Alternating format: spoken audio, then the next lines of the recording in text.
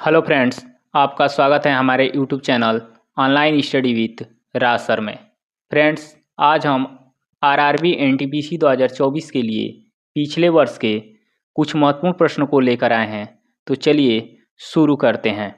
पहला प्रश्न है हमारा, भारत में किस तारीख को वर्ष का सबसे छोटा दिन माना जाता है? ऑप्शन ए है 22 मार्च, ऑप्शन बी है 22 जून, ऑप्शन सी है 22 दिसंबर, ऑप्शन डी है 23 अक्टूबर। तो इसका सही उत्तर हो जाएगा 22 दिसंबर। चलिए अगले प्रश्न की ओर बढ़ते हैं। अगला प्रश्न है, भारत में निम्नलिखित में से किसे स्थानीय स्वशासन का जनक कहा जाता है? ऑप्शन ए है लॉर्ड रिपन, ऑप्शन बी है लॉर्ड मिंटो, ऑप्शन सी है लॉर्ड मेयो, ऑप्शन डी है लॉर्ड कर्जन। तो इसका सही उत्तर हो जाएगा लॉर्ड रिपन। चलिए अगले प्रश्न की ओर बढ़ते हैं। अगला प्रश्न है, भारत सरकार द्वारा किस ग्रामीण आवास योजना को पुनः संरचित करके प्रधानमंत्री आवास योजना किया गया? ऑप्शन ए है जवाहर ग्राम समृद्धि योजना, option B Rajiv Awas Yojana, option C Indira Awas Yojana, option D Deendayal Antyodaya योजना। तो इसका सही उत्तर हो जाएगा इंदिरा आवास योजना। चलिए अगले प्रश्न की ओर बढ़ते हैं। अगला प्रश्न है, रविंद्रनाथ टैगोर ने किसकी वजह से अपनी नाइटहुड की उपाधि वापस लौटा दी थी? ऑप्शन ए है जलियांवाला बाग नरसंहार, ऑप्शन बी काकोरी कांड, ऑप्शन सी चौरी चौरा कांड, ऑप्शन डी भगत सिंह की फांसी। तो इसका सही उत्तर हो जाएगा आपका जलियांवाला बाग नरसंहार।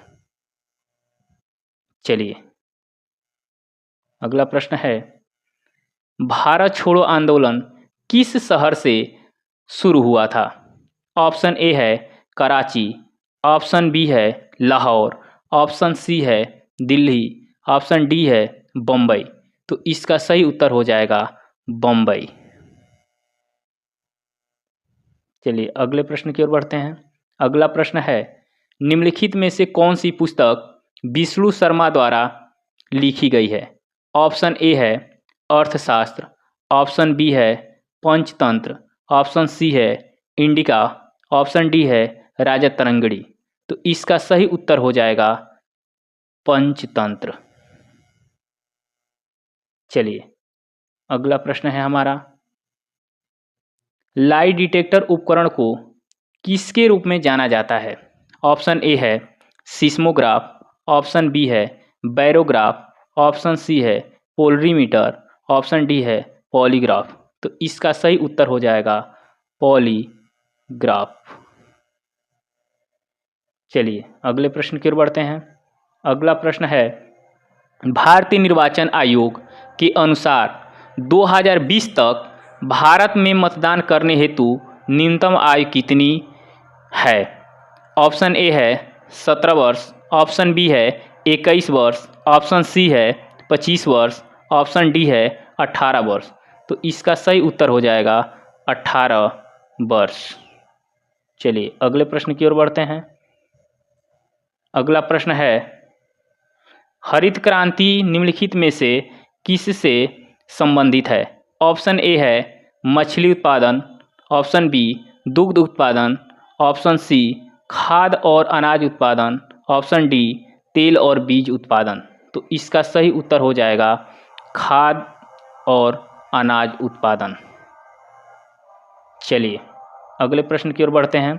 अगला प्रश्न है, प्लासी के युद्ध के समय बंगाल का नवाब कौन था? Option A Mir Jafar, option B Amir Chand Rajvanshi, option C Sirajuddaula, option D Mir Qasim. तो इसका सही उत्तर हो जाएगा सिराजुद्दौला। इसका सही उत्तर हो जाएगा सिराजुद्दौला। चलिए अगले प्रश्न की ओर बढ़ते हैं। अगला प्रश्न है, माइक्रोसॉफ्ट एक्सेल में वर्कबुक का एक संग्रह होता है। Option A charts, option B photos, option C worksheet, option D word books. तो इसका सही उत्तर हो जाएगा वर्कशीट। सॉरी, एक प्रश्न छूट गया है, पीछे हम आते हैं। प्रश्न है, ईवीएम का पूरा नाम क्या है? ऑप्शन ए है electric vending machine, option B है electronics vending machine, option C है electronic voting machine, option D है इलेक्ट्रिक वोटिंग मशीन। तो इसका सही उत्तर हो जाएगा इलेक्ट्रॉनिक वोटिंग मशीन। चलिए अगले प्रश्न की ओर बढ़ते हैं। ये प्रश्न हो गया था।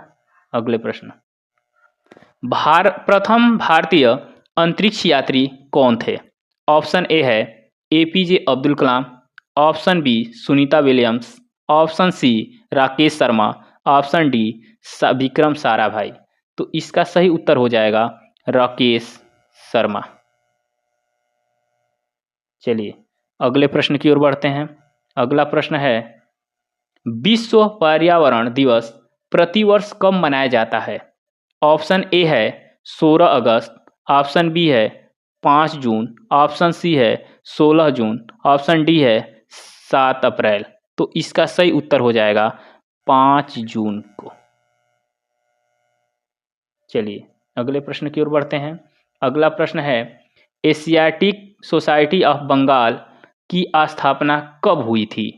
तो ऑप्शन ए है 1884, ऑप्शन बी है 1734, ऑप्शन सी है 1784, ऑप्शन डी है 1764।